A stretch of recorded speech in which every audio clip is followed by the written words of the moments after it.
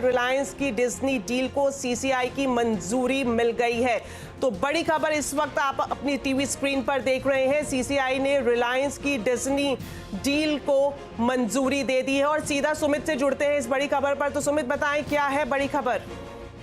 तो competition commission of India यानी कि सीसीआई की तरफ से अप्रूवल आ गया है रिलायंस और डिज्नी की डील को लेकर। दरअसल ये जो डील थी इसमें कई सारी कंपनियों के विलय की बातचीत है, जिसमें Reliance industries, Viacom 18 private limited, digital 18 media limited, star India private limited और स्टार टेलीविजन प्रोडक्शंस लिमिटेड का जो एक जो मर्जर की बातचीत थी वो अब अप्रूवल के तौर पे आते हुए दिखाई पड़ी है। करीब करीब 850 करोड़ डॉलर का एक मर्जर था, जो मर्जर सीसीआई में पेंडिंग था। इसमें वायोकॉम और स्टार इंडिया के बीच का ये जो मर्जर था इसको अप्रूवल आता हुआ दिखाई पड़ा है।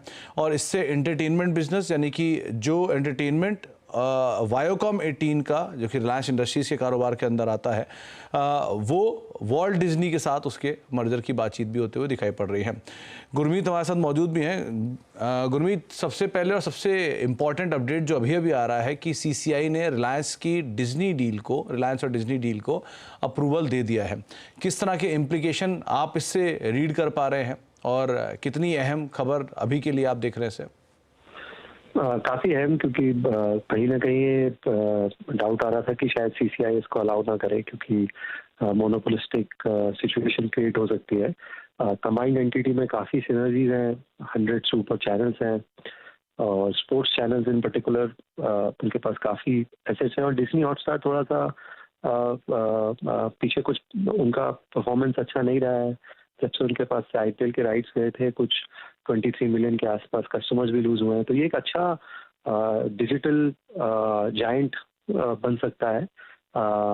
मेजॉरिटी ओनरशिप जो है रिलायंस के पास रहेगी 2/3 और लगभग 1/3, अप्रोक्सीमेटली 1/3 डिज्नी के पास रहेगी। डिज्नी के लिए भी अच्छा है, उनको मच नीडेड फंड्स मिलेंगे और काफ़ी सिनर्जी जैसे मिला। और फ्यूचर जो है डिजिटल लैंडस्केप का वो ओटीटी है और डिजिटल है। आप देखिए नेटफ्लिक्स है, आज उसका $300 बिलियन का वैल्यूएशन है।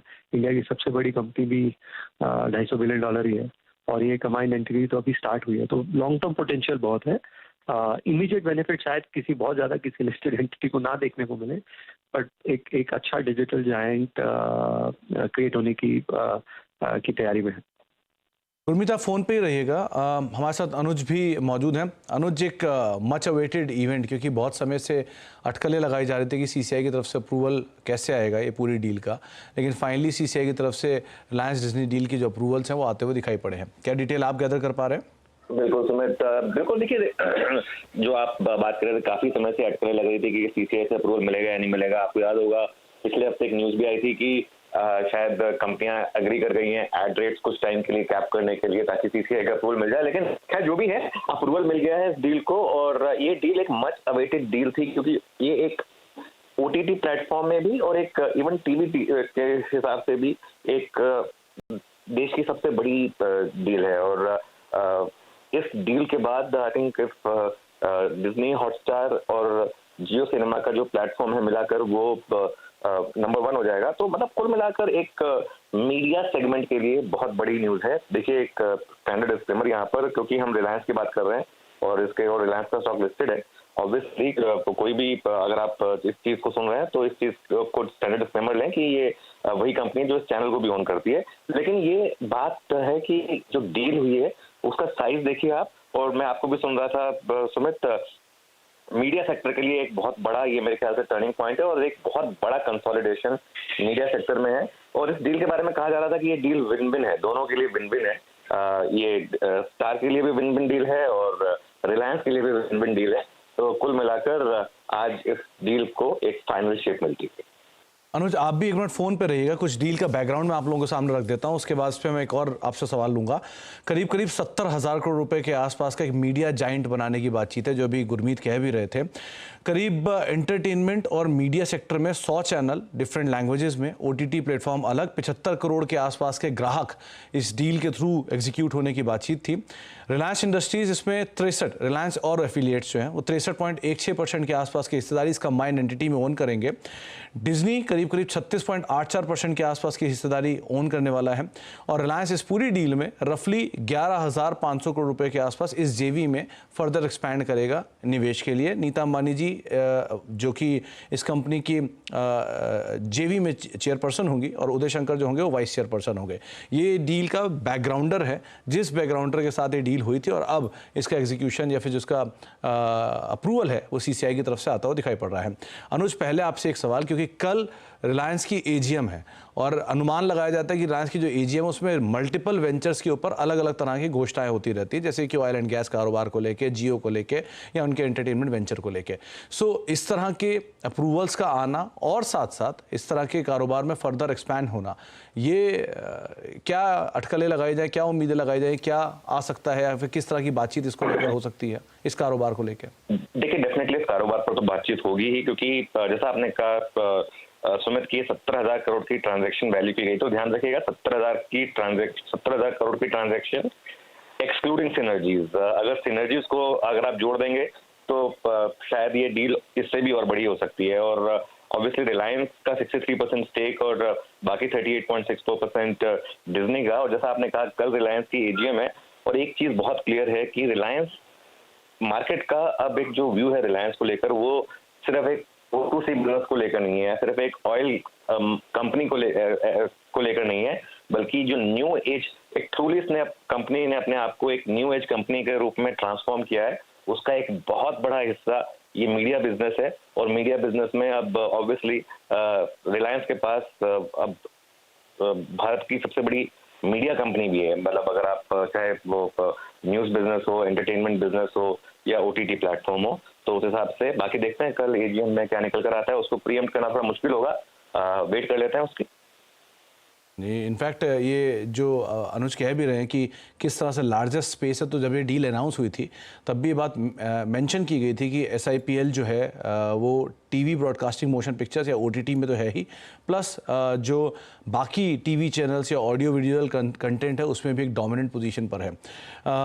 साथ ही साथ एक और इम्पॉर्टेंट चीज़ अनुज ये भी थी कि जो सेक्टर की री रेटिंग है उसकी भी पॉसिबिलिटी बहुत जताई जा रही है कि इसमें लिस्टेड प्लेयर बहुत सारे हैं, रिलायंस की कंपनियां तो हैं ही, प्लस बाकी कंपनियां भी हैं।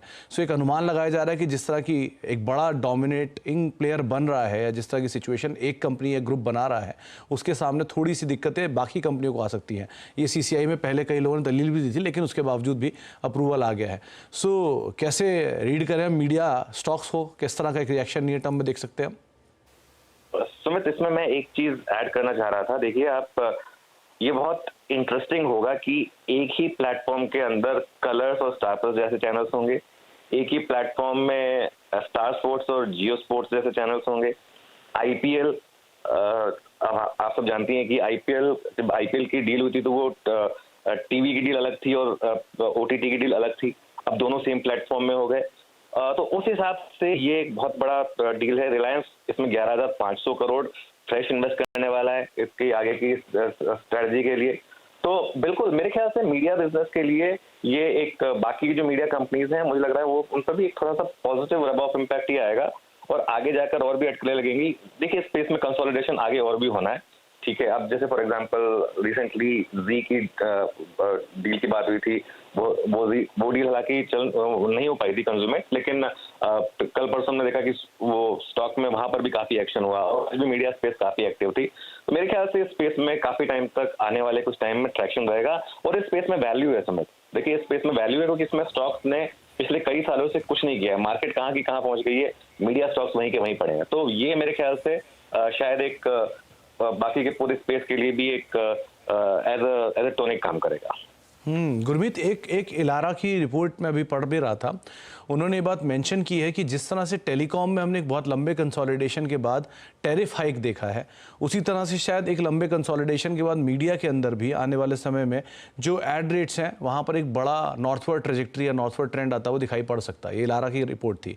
आप क्या इस तरह की चीज़ें मान रहे हो क्या कि यहाँ पर भी शायद सिचुएशन ऐसी इंप्रूव हो जैसे जैसे री रेट हो रहा है स्पेस?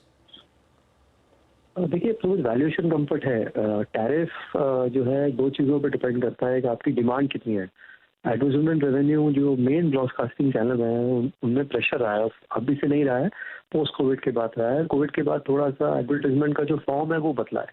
थोड़ा डिजिटल मीडियम पे ज़्यादा एलोकेशन हुआ है, सोशल मीडिया पे ज़्यादा एलोकेशन हुआ है, तो थोड़ा कहना जल्दबाजी हुआ, बट मैं ये अनुज की बात से सहमत हूँ कि बहुत वैल्यू कंफर्ट है, कोई भी खास मूवमेंट नहीं आई है। और कंसोलिडेशन जब भी आता है थोड़ा सा प्राइसिंग पावर आती है, हालांकि टेलीकॉम से कंपेयर करना सही नहीं होगा, टेलीकॉम बहुत इसेंशियल सर्विसेज में आ जाता है, एंटरटेनमेंट में अभी भी आपके पास बहुत ऑप्शन है और डाइवर्स कॉम्पिटिशन है। बट मैं ये बार बार बोल रहा हूँ कि OTT फ्यूचर है, और रिलायंस ने जैसे अनुज ने बोला 11,500 करोड़ इसमें निवेश किया। और आप देखिए एक चीज़ हमें जियो के लिए माननी पड़ेगी, कोविड के बाद से जो उन्होंने इंटरनेशनल डील्स स्टिच करी हैं, पहले जियो में करा, जब उन्होंने फेसबुक, गूगल, जो मार्की इन्वेस्टर्स हैं उन्होंने इन्वेस्ट किया, फिर वही चीज़ उन्होंने रिटेल में रेप्लिकेट की, अभी वो एनर्जी में, न्यू एनर्जी बिजनेस में जा रहे हैं, अब डिजिटल कंटेंट में आ रहे हैं, तो इंडियन ब्रांड जो है ये ग्लोबल हो रहे हैं, ये बहुत हार्टनिंग साइन है। और हम ग्लोबल ब्रांड्स को एक्वायर कर रहे हैं, मतलब डिज्नी हॉटस्टार काफ़ी, हालांकि ये इंडिया से है, बट ये काफ़ी बड़ा डेवलपमेंट है। और मेरा ये मानना है कि digital entertainment as a sector बहुत बड़ा सेक्टर होगा फ्यूचर का।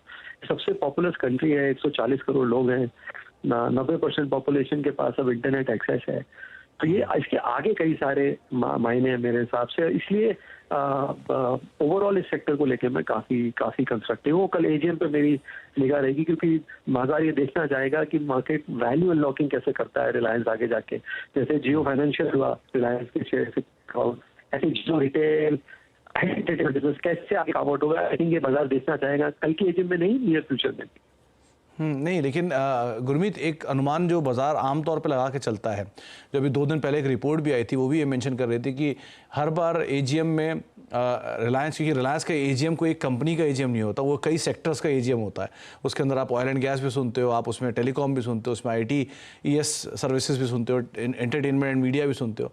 सो इस स्पेस में मतलब मल्टीपल तरह के अनाउंसमेंट होते हैं, खासतौर से वो ग्रीन एनर्जी के ऊपर या गीगा फैक्ट्रीज के ऊपर भी कामकाज चल रहा है। सो आप क्या सुनना चाह रहे हो, आप किस तरह की अटकलें वहां से लगाकर चल रहे हो? मैं थोड़ा सा एनर्जी स्पेस में मुझे लगता है वो और अनाउंस करेंगे। वो आरामको वाली डील टेक ऑफ नहीं हुई थी, और रिलायंस ने काफ़ी कैपेक्स किया है न्यू एनर्जी में। अब सोलर पैनल्स में बहुत एग्रेसिव जा रहे हैं, हाइड्रोजन रिलेटेड प्लान्स हैं, 4 गीगा फैक्ट्रीज उन्होंने पीछे अनाउंस करी थी 2 साल पहले। तो एनर्जी रिलेटेड फोरे में क्या प्रोग्रेस है, कुछ अगर फंड रेजिंग कर रहे हैं, वो आई थिंक मैं देखना चाहूँगा। मैं जियो का IPO का टाइमलाइन अगर वो दे पाएँ तो बहुत ही बेहतर होगा। बीच में मार्केट में अटकलें थी कि जब धीरूभाई अंबानी जी का जन्म दिवस था, शायद उस दिन अनाउंस होगा कि जियो का IPO कब आएगा। वो एक मेरे हिसाब से बहुत बड़ा ट्रिगर होगा। जियो का वैल्यूएशन $150 बिलियन से ऊपर हो सकता है, और हमने उसका रबाव देखा है। भारती भी देखिए कितना अच्छा परफॉर्म कर रहा है, top 4 top 5 market cap companies में आ गया है भारती। तीसरा, जैसा मैंने आपको बोला, फैमिली ने बहुत एक्सपेंडिचर भी किया है। जो वेडिंग हुई आनंद अंबानी की, वो एक ग्लोबल अफेयर हुआ, एक बज़वर्ड बना, चाहे वो जामनगर की फेस्टिविटीज थी या जो बाद में जियो सेंटर में हुआ। तो क्लियर एक मुझे लगता है कि ठीक है, मैं शायद लिंक कर रहा हूँ ज़्यादा, बट जब आप इतना ऑरा क्रिएट करते हैं, इतना बज़ क्रिएट करते हैं, तो ऑब्वियसली आपके डिजिटल एंटरटेनमेंट प्लान्स काफ़ी बड़े हैं।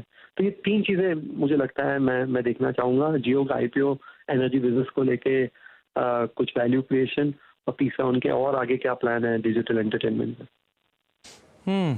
तो अनुज, आप कल क्या देखने की उम्मीद लगा रहे हो पूरी एनुअल मीट से, और साथ साथ टेलीकॉम और ये मीडिया एंटरटेनमेंट बिजनेस को लेकर किस तरह कल रिलायंस का स्टॉक आपको लग रहा है कि रिएक्ट कर सकता है? कि डील तो बढ़िया खबर है रिलायंस इंडस्ट्रीज की, अदरवाइज। देखिए सुमित, मैं रिलायंस के स्टॉक पर खैर कमेंट नॉर्मली अवॉइड करता हूं, क्योंकि थोड़ा सा बायस का इशू हो जाता है, इसके लिए उस पर मैं कमेंट नहीं करूंगा। लेकिन हाँ, एक चीज है, कल मुझे लग रहा है कि जो AGM है उसमें मार्केट एक्सपेक्ट कर रहा है कि शायद एक क्लियर डिफाइंड मार्कर्स हों टाइमलाइन के, सेपरेट लिस्टिंग के डिफरेंट बिजनेसेस को लेकर। देखिए वो इवेंचुअली होना है रिलायंस की तरफ से, मतलब ये सब कयास लगाए जा रहे हैं कि जब प्रॉपर हर बिजनेस सेपरेटली लिस्ट होगा, तो उसके लिए तो उसमें शायद एक कुछ टाइमलाइन की एक अनाउंसमेंट हो जाए, ये एक पॉसिबिलिटी है। इवन मीडिया बिजनेस में भी एक कंसोलिडेशन की पहले अनाउंसमेंट हो चुकी है, सारे बिजनेस को एक ही यूनिट में लिस्ट करने की। तो मेरे ख्याल से थोड़ी सी और क्लैरिटी की कल शायद आपको एक्सपेक्टेशन होगी, और ये एक बाई चांस का कोइंसिडेंस है कि AGM के जस्ट एक दिन पहले CCI बोला चुका है। इनफैक्ट जाने से पहले एक जेफरीज की रिपोर्ट भी कोट करना चाहूँगा। जेफरीज ने ये बात मेंशन की है कि डिज्नी रिलायंस की जो अप्रूवल आने के बाद अगर डील पूरी होती है तो करीब करीब 40% शेयर होगा एडवर्टीजमेंट मार्केट के अंदर, considering the humungous number of people who are the target audience also watch the sport. ये जेफरीज की कृतिका सेठ की तरफ से खुद का कोटेशन आया हुआ है। सो एक बड़ा मार्केट शेयर जो कि एडवर्टीजमेंट स्पेस के अंदर आता हुआ दिखाई पड़ सकता है आने वाले समय में। बहुत बहुत शुक्रिया अनुज आपका भी, और बहुत बहुत शुक्रिया गुरमीत आपका भी हमारे साथ खास दिन जुड़ने के लिए और हमसे बातचीत करते हुए दिखाई पड़ने के लिए। तो एक ब्रेक का वक्त है, लेकिन जाने से पहले स्टैंडर्ड डिस्क्लेमर कि जो चैनल आप देख रहे हैं इसका प्रभुत्व प्रबंधन रिलायंस इंडस्ट्रीज के पास है, तो किसी भी निवेश से पहले अपने वित्तीय सलाहकार की राय आप लोग जरूर ले लें। ये चैनल जो है वो पूरी तरह से ओन करता है रिलायंस इंडस्ट्रीज। तो ये स्टैंडर्ड डिस्क्लेमर है, इसके साथ ही फिलहाल इस कार्यक्रम में इतना ही। नमस्कार।